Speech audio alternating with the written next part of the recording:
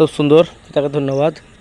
তো বিষয়টা নিয়ে আসছি যে এর আগে একটা ভিডিও ছেড়েছি, সেই ভিডিওটা হচ্ছে যে আমরা কেন মণ্ডলীতে আসি, আমরা মণ্ডলীতে কেন আসি, এই ভিডিওটা ছাড়া আছে।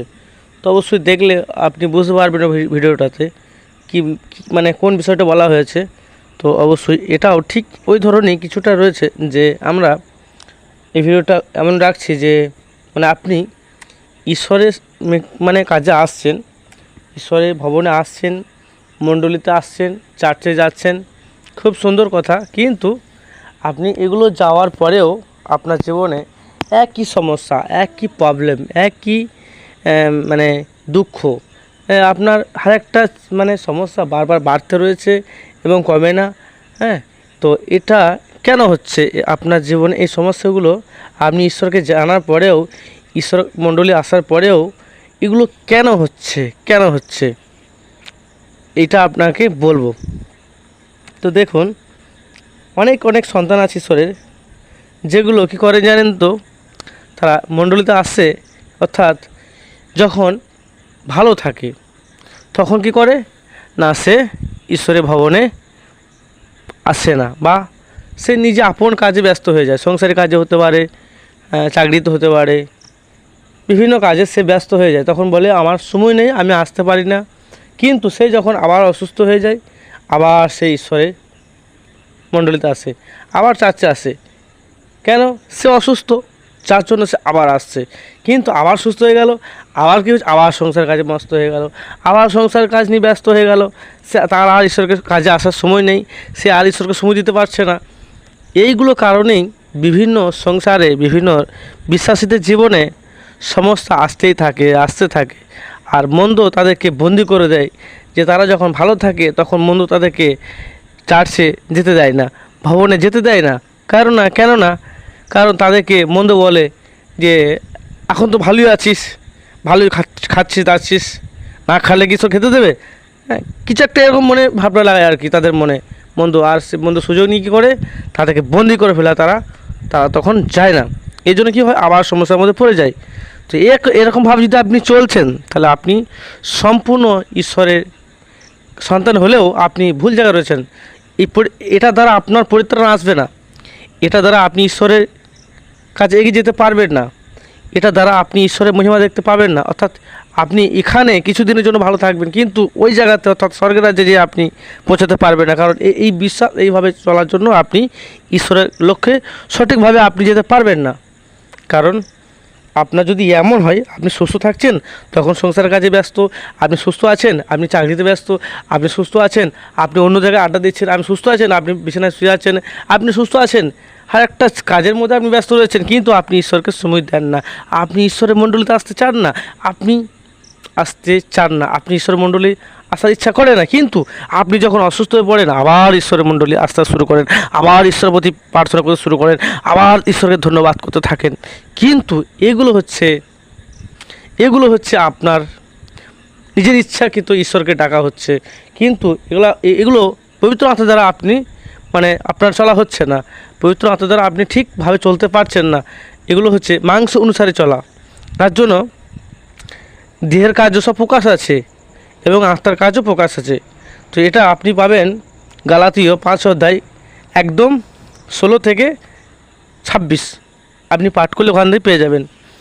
গালাতীয় 5 অধ্যায় 16 থেকে 26, ওখানে আত্মা এবং মাংসের ভিজে লড়াই করছে, এই বিষয়টা ওখানে বলা আছে। তবে সে বিষয়টা বলবো না, আপনি ওখানে গেলে বুঝতে পারবেন যে আপনার ইচ্ছাটা কী আছে, ঈশ্বর প্রতি রয়েছে না আপনি জগতের প্রতি রয়েছে। তো এই কারণেই আমাদের জীবনে রোগ যেতে যায় না, এবং যে ধরনের সমস্যাগুলো আপনার জীবনে রয়েছে এগুলো যেতে চায় না। এই কারণ আমরা ঈশ্বরকে সময় দিই না, সময়টা অন্যদিকে দিয়ে দিই। চায়ের দোকানে দিয়ে দিতে পারি, সিনেমা দেখতে যাই, পার্কে ঘুরতে যাই, বা অন্যান্য জায়গায় আমরা ঘুরতে যাই, আনন্দ করতে যাই, পিকনিকে যাই, কিন্তু ঈশ্বরের কাজের সময় আমরা সময় দিই না। আমরা মণ্ডলীতে যাই না, মণ্ডলীতে যাওয়ার জন্য আমরা ঈশ্বরকে ওই 2 ঘন্টা 1 ঘন্টা সপ্তাহে একটা দিন বিশ্রামবার, সেই বারটাতে আমরা ঈশ্বরকে সময় দিতে পারি না। এই জন্য কী করে, আবার মন্দ আমাদেরকে কী করে, বন্দি করে। কীভাবে? কাজের মাধ্যমে বিভিন্ন রকমভাবে আমাদের বন্দি করে, আর আমরা বন্দি হয়ে কী করি, ঈশ্বরের কাছে আসা বন্ধ করি, ধন্যবাদ করে বন্ধ করি, প্রার্থনা করে বন্ধ করে দিই। এই কারণে আমাদের জীবনে আবার সমস্যা আসে এবং সেই সমস্যা আমাদেরকে যেতে মানে সেই সমস্যা আমাদের ছেড়ে যায় না। আর এই সমস্যার কারণ হচ্ছে আপনি স্বয়ং আপনি, এই কারণেই আপনাকে সমস্যা ছেড়ে যায় না। তো এই সমস্যা থেকে সম্পূর্ণভাবে বেরিয়ে আসতে হলে আপনাকে ঈশ্বরের প্রতি মনোযোগ করতে হবে, তবে আপনাকে সমস্যা ছেড়ে যাবে, তবে আপনার রোগ ছেড়ে যাবে, তবে আপনার অভাব ছেড়ে যাবে, তবে আপনার একটা প্রবলেম আপনাকে ছেড়ে চলে যাবে। যখন আপনি ঈশ্বরকে সময় দেবেন, ঈশ্বরের পেছনে ছুটবেন, তখন ঈশ্বর আপনার জীবনে সমস্ত আশীর্বাদ পরিপূর্ণ হয়ে যাবে। যখন ঈশ্বরের পেছনে ছুটবেন, বুঝতে পারছেন?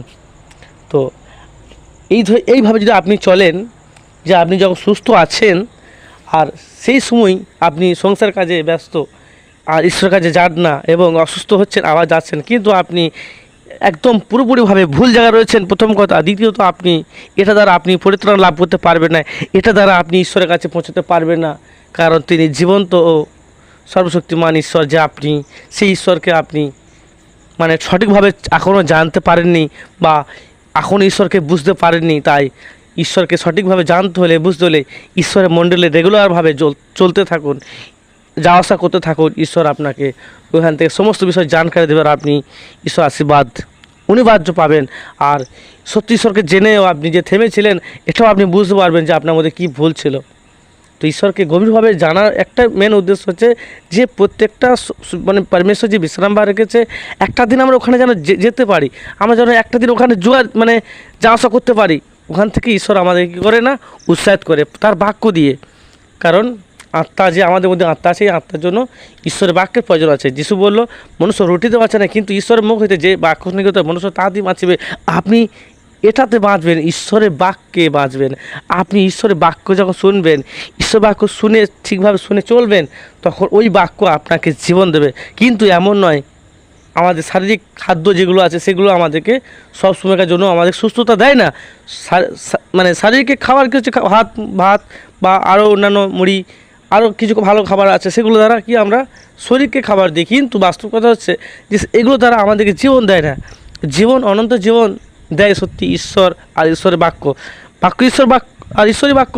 তো এই বাক্য আমাদের কী করে, আমাদেরকে জীবন দেয়। তো এই বাক্য যখন আপনি খাবেন, শুনবেন, তখন আপনার জীবনে ঈশ্বর আশিস নিয়ে আসবে, আপনার জীবনে রোগকে দূর করবে, আপনার জীবনে অভাবকে দূর করবে, আপনার জীবনে সমস্ত মন্দ কাজগুলোকে ঈশ্বর নষ্ট করবে যখন আপনি বাক্য শুনবেন। এই জন্য যিশু বলল, মনুষ্য রুটিতে বাঁচে না, কিন্তু ঈশ্বরের মুখ হইতে যে বাক্য নিয়ে হয় মনুষ্য তাড়তে বাঁচবে। তো আপনি কোনটা বাঁচতে চান, ঈশ্বরের বাক্যে না এই জগৎকে? নিজের শরীরকে ভালোবাসেন, তো যদি আপনি জগৎকে, শরীরকে, নিজেকে ভালোবাসেন, তাহলে আপনি ঈশ্বরের লক্ষ্যে পৌঁছাতে পারবেন না, আপনি অনন্ত জীবন অধিকার হতে পারবেন না।